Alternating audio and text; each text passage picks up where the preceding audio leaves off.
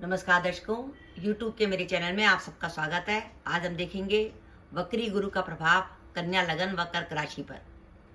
देवगुरु बृहस्पति 9 अक्टूबर 2024 से वक्री होने जा रहे हैं और वो 3 फरवरी 2025 तक वक्री ही रहेंगे। गुरु के वक्री रहने का प्रभाव कन्या लगन व कर्क राशि पर क्या पड़ेगा, इस वीडियो में हम इसी बात का विचार करेंगे।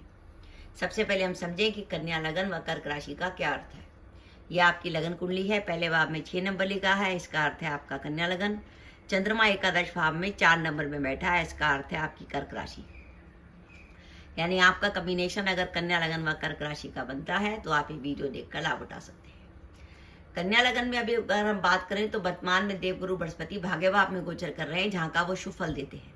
लेकिन जैसे गुरु वक्री होंगे वो अष्टम भाव की तरफ से जाएंगे, यानी आपका चतुर्थेश और सप्तमेश अष्टम की तरफ जाएगा, जो एक शुभ संकेत नहीं है। इसलिए कन्या लगन से गुरु का वक्री होना शुभ नहीं है।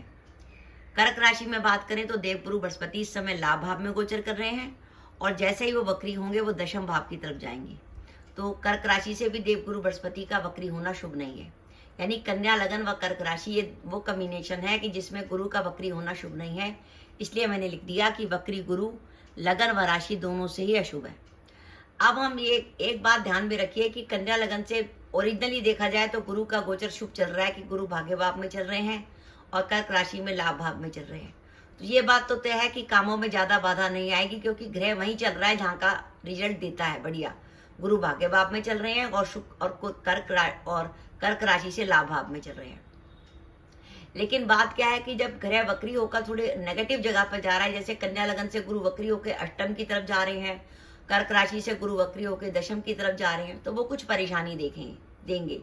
अब हम इसी परिप्रेक्ष्य में देखते हैं कि कन्या लगन व कर्क राशि में वक्री गुरु हमें क्या परेशानी दे सकते हैं। पहली बात करें हम कैरियर की।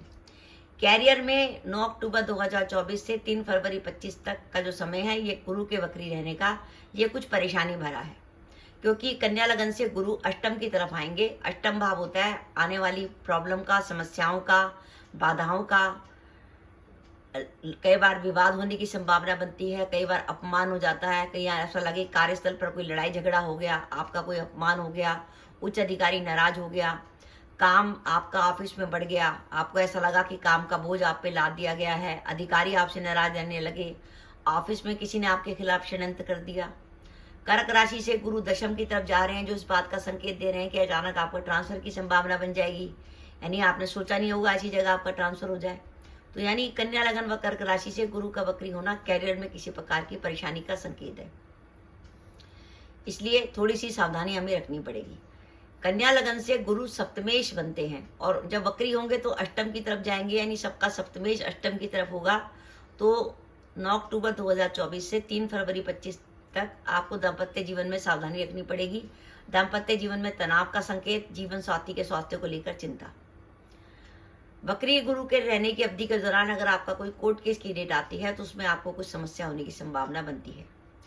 आप अगर व्यापार करते हैं, क्योंकि सप्तम भाव का स्वामी अष्टम में जा रहा है, इसलिए साझेदारी में किसी प्रकार का विवाद या तनाव होने की संभावना बनती है। तो ओवरऑल अगर हम ये देखें तो कन्या लगन व कर्क राशि के काम तो चलेंगे, लेकिन कामों में कुछ ना कुछ बाधा जरूर आएगी। जो अभी तक काम स्मूथली चल रहे थे वर्ष 2024 में, अब उनमें बाधा आने लगेगी। ऐसा लगेगा जैसे काम की गति धीमी हो गई और काम रुक रुक के होने लगे। इसलिए कन्या लगन व कर्क राशि के जातकों को गुरु का कुछ ना कुछ उपाय करना है।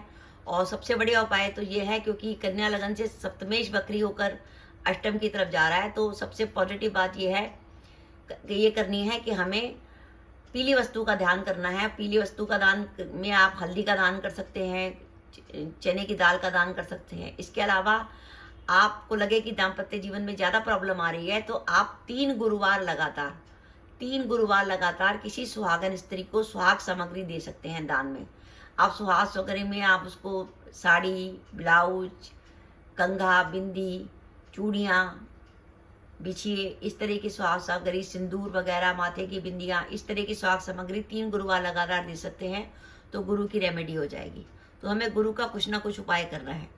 तो ध्यान रखिए, कोशिश करिएगा कि 9 अक्टूबर 2024 से 3 फरवरी 25 के बीच में कोई भी महत्वपूर्ण निर्णय लेने से बचे। अचानक ही कोई निर्णय ना लें। निर्णय तभी लें जब आपकी दशाएं बहुत अच्छी चल रही हों।